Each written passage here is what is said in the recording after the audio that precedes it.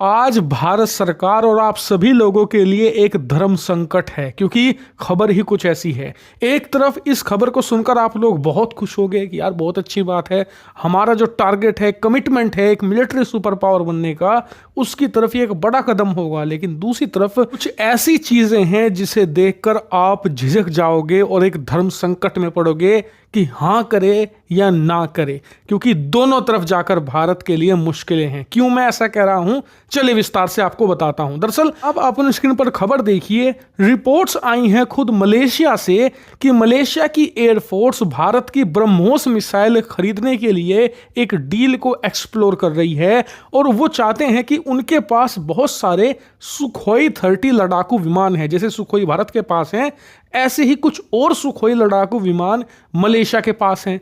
वो इन सुखोई 30 लड़ाकू विमानों के अंदर ब्रह्मोस मिसाइल को इंटीग्रेट करना चाहते हैं, क्योंकि उन्होंने ऑपरेशन सिंदूर में ब्रह्मोस मिसाइल का जलवा देख लिया है और ये किस तरीके से कहर मचा सकता है। इसके अलावा मलेशिया जल्द से जल्द ये ब्रह्मोस चाहता है, क्योंकि उसके पड़ोस में यानी कि थाईलैंड और जो कंबोडिया है वो युद्ध लड़ रहे हैं। इसके अलावा थाईलैंड की बढ़ती हुई पावर से मलेशिया भी परेशान है, सिंगापुर के साथ भी उसके कॉन्फ्लिक्ट है और सिंगापुर ने तो हाल ही में F-35 से लेकर बड़ी बड़े लड़ाकू विमानों की डील अमेरिका के साथ करी है। इसके अलावा इंडोनेशिया भी अपनी फायर पावर बढ़ा रहा है और हम देख रहे हैं कि साउथ एशिया में एक आर्म रेस चल रही है और इसके अंदर मलेशिया पिछड़ना नहीं चाहता। इसीलिए उसे पता है कि ज्यादा कुछ करने की जरूरत नहीं है मलेशिया को।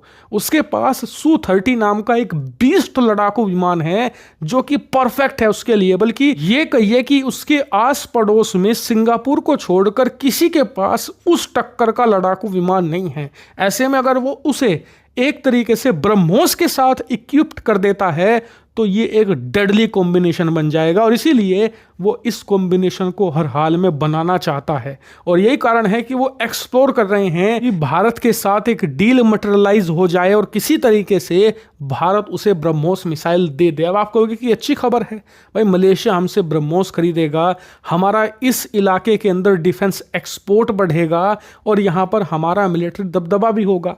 लेकिन दूसरी तरफ है इतिहास जो हमें ये डील करने से रोक रहा है। इतिहास ये कि मलेशिया पिछले 6-7 सालों में आप देख लीजिए बिल्कुल भी प्रो इंडिया नहीं रहा, बल्कि ये कहिए कि पाकिस्तान प्रेमी हो चुका है।